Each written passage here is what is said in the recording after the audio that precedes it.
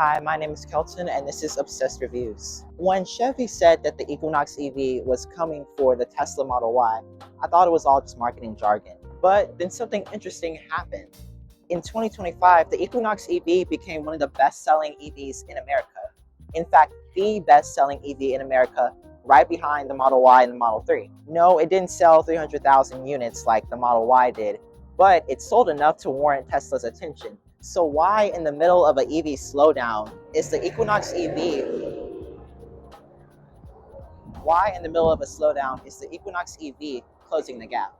Range is highly competitive for the Equinox in its class. It has 319 miles of front-wheel drive range and 307 miles of all-wheel drive range. It'll take about 30 to 40 minutes to charge to 10 to 80%. However, it is a fast charger. It's DC fast charging capable, but only to 150 kilowatts, so you can't do hypercharging in the Equinox EV. Also, this isn't an NACS port, so you can't go to Tesla superchargers unless you get an adapter. Okay, so it charges kind of slow compared to its competitors, well, a few of its competitors. But what about power? In that same way, it's going to be at a slight disadvantage.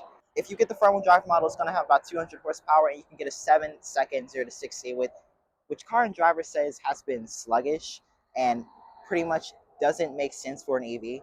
So if you want more power, you should get the all-wheel drive model with about 300 horsepower, and you'll have a 5-second 0 to 60, which is a very stark difference. What we need to remember, though, is that these numbers are still highly competitive for the class, and for most people, it's fine, which is the proof being how well it sold last year. For most people, that amount of power is just fine for their everyday life. Chevy and others like it have closed the gap now when it comes to other EVs versus Tesla. Now we actually have good options in the class, even if Tesla still remains number one most of the time. Now let's talk about design. What immediately jumps out to me when I'm looking at the Equinox EV is just how sharp and refined it is, but it's not overstyled. I really appreciate their sharp design nature that they've been doing on pretty much all their vehicles. And this is one of my favorite examples right now. It's just really nice to look at, and it's a confident feeling when you drive it. The full width LED strip along the front end, which is conveniently not on right now,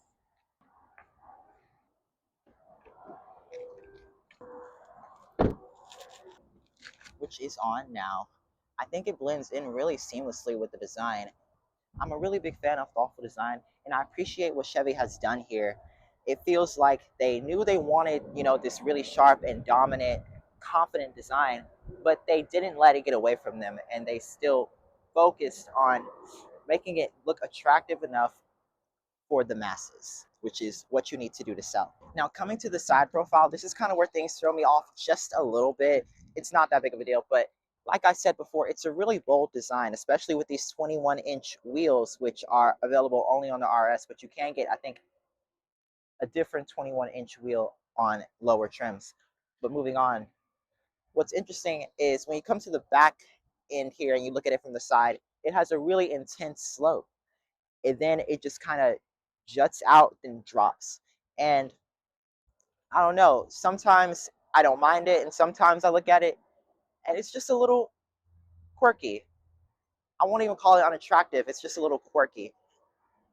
I do wonder though, if this was less sloped and it was more of a drop off like more common SUVs, would there be more trunk space? Because we'll get to that soon. Now, coming to the rear end, this is also a nice part of the design. It's not the highlight, but I do feel like this light bar is a really strong design. And as you can see, we kind of have elements that split as you go across it, which I think is really interesting, especially since everybody's doing this now.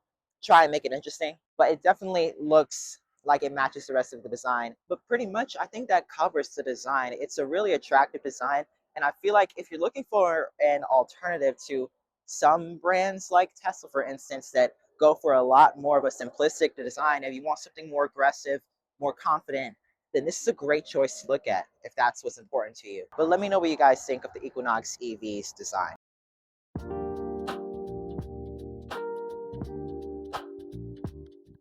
All right, guys, we're inside the Equinox EV, and I think this is a really beautiful, well, beautiful is a strong word, but I think it's a really nice design and a very much a technologically gifted design. We have massive screens here. We have a 17-inch, it's a 17.7-inch screen, and then we have a 10 point, oh nope, an 11-inch screen. And what's interesting about this screen and about other Chevy EVs and all Chevys in the future is that it doesn't have Apple CarPlay, but we'll come back to that. I really like the design overall. I do feel like, however, the materials could be better in this car. I know it's kind of on the cheaper side of, you know, the EV spectrum or the car spectrum. The average car price today, checkout price, is $51,000, to put that into perspective. So this being a $30,000 to $40,000 car, I can see why, but still, there are some places where it's just not making sense. They could have done so much better.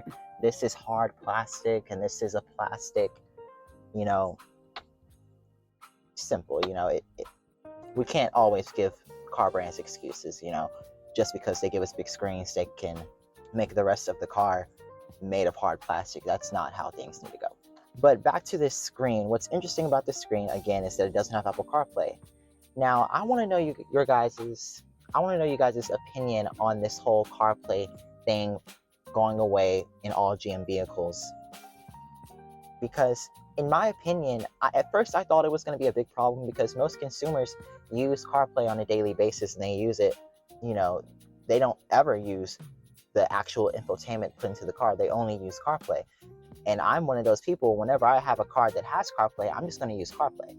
But if it's done right, I don't think CarPlay is needed.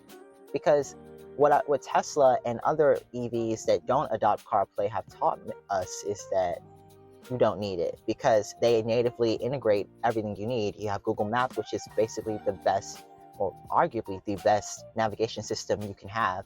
And then you have at least the big music apps integrated directly into the system.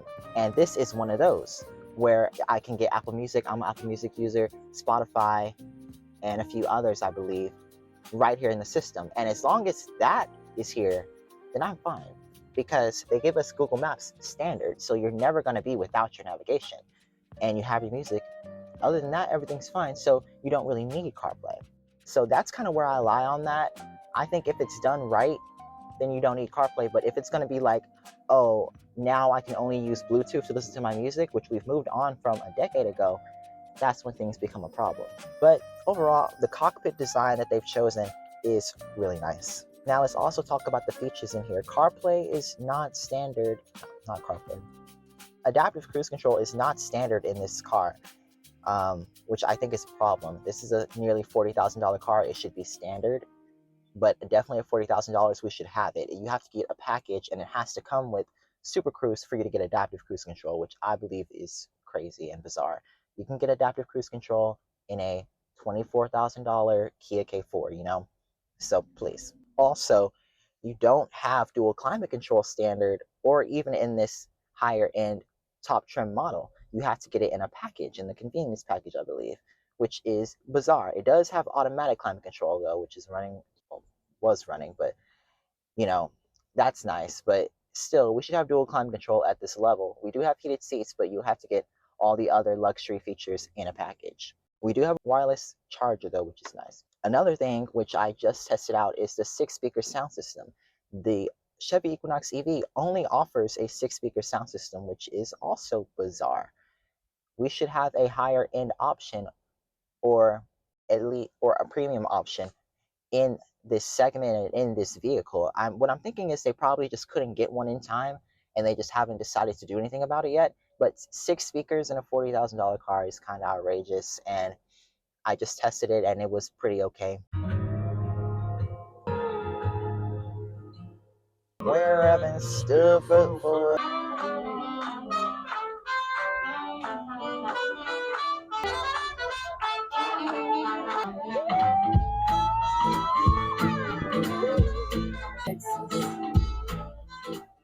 Yeah, it's weak. You'd have to turn up the bass just a little bit, and it'll be fine, but nothing to be proud of. A 6-speaker sound system for a $40,000 almost car? Mm-mm. That don't make no sense. but I think it's comparable to like the sound system that comes in the Trailblazer, which isn't good. But overall, I really think that they did a great job with the interior. Even though I complained a lot, it is still very competitive. So people will find themselves liking it because of the technology and because of the way the wheel feels and the seats are comfortable. Everything's pretty usable and everything makes sense, but it's not outstanding in any way. Spending time in here is nice, you know. Now, as we get into the back seat, this is a competitive vehicle and they've made it so that it's competitive and usable for families. So there's a lot of room back here. I'm 5'7", it's set to my position, and I have plenty of space. Let me make sure I have my notes right. This has about 38 inches in head and leg room. So you should be totally fine. Some average size adults can fit in here perfectly fine, and definitely kids. All right, now let's talk about trunk space. As you can see, it opens automatically with a nice light bar here, looking really pretty. And you're going to have about 26.4 cubic feet of space with the seats up and about 57.2 with it down. That is actually a little behind others in the class, and especially like the Model Y, it's a little bit behind, so just keep that in mind. But I don't think you're losing that much to be really worried about it. What's interesting though is there's no front offered on this at all, which, you know, I think Chevy's built their EVs a lot differently, but it's an EV. Put a front in it. I don't know. All right, now to conclude. First, I want to thank the people here at Chevrolet, Crane Chevrolet in Southwest Little Rock for letting me come and review this car and all the other cars I've reviewed here. They're really nice up here. So if you're looking for a car or this car, which will be linked in the description, come check them out. But let's talk about pricing. This model sticker MSRP was not sticker, but the MSRP was $45,635, and the incentive price now is $37,000. So I really believe this is a steal for that money. Like I told you guys before, the average price for a new car is $51,000, which is bizarre, absolutely bizarre and hard to believe, but it's real. Cars are expensive now, so getting an EV and an SUV that looks this nice, has all this tech, I think for $37,000, that is really good. And at this price, it makes it cheaper than any Model Y, even at the top trim. And then keep in mind, this is the RS, so you can get an LT for around like $34,000 and $30,000 with incentives, which means it's like comparable to cheap sedans and other compact cars. So I think this is definitely a bargain. And I really think that's why, despite the setbacks that this car has compared to some other EVs that are more established and have things a little bit more figured out, this is a really compelling choice and perhaps why it sold so well for 2025. Like I told you guys before, it's the best-selling non-Tesla EV of 2025, which is no small feat. Being right behind the Model 3 and Y, that's insanely hard to do. And it kind of shows at the end that Tesla isn't the end all be all of EVs.